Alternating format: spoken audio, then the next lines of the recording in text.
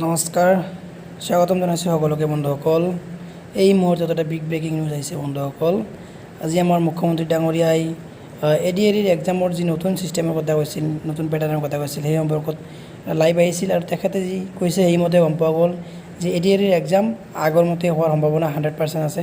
তো বন্ধুসকল, খুব এটা গুড নিউজ বুলি ক'ব পাৰি। আৰু যিহেতু বহুতে হতাশ হৈ পৰিছে, হতাশ হোৱাৰ কোনো কাৰণ নাই, এটা খুব ভাল খবৰ আহিছে আৰু 2-এদিনৰ ভিতৰতে অফিচিয়েলি জনাই দিব। তো চাওক কি কয় আমাৰ মুখ্যমন্ত্ৰী ডাঙৰীয়াই কি কৈছে। মেইনছ আমি অনুষ্ঠিত কৰিম। দুই এজন ব্যক্তিয়ে মোক জনাইছে যে পৰীক্ষাত নতুন নিয়ম এই বছৰ কৰিব নালাগে, কাৰণ আৰু যিহেতু 2 মাহ আছে, গতিকে মেইনছ আমি অনুষ্ঠিত কৰিম।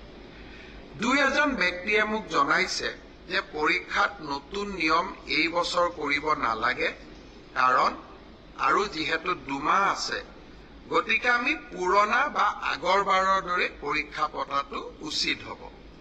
আমাৰ চৰকাৰখনে সদায় ৰাইজৰ কথা শুনিবৰ বাবে চেষ্টা কৰে, কাৰণ আমি বিশ্বাস কৰোঁ লাও যেনেকে পাতৰ তলত থাকে, চৰকাৰো ৰাইজৰ তলত থাকে, ৰাইজৰ ঊৰ্ধত নহয়।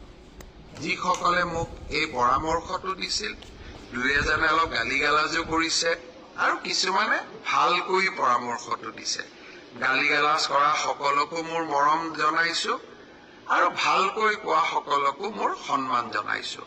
আপোনালোকৰ পৰামৰ্শ অহা 2-3 দিনত আমি বিবেচনা কৰিম আৰু যিহেতু পৰামৰ্শটোত মেৰিট আছে যে হয় 2 মাহ থাকোঁতে পৰীক্ষাৰ পেটাৰ্ণ এটা সলনি কৰিব নালাগে, বিষয়টো আমি ডেফিনেটলি আমি বিবেচনা কৰি অহা 2-3 দিনতে আপোনালোকক ইয়াৰ সিদ্ধান্তৰ বিষয়ে মই অৱগত কৰিম।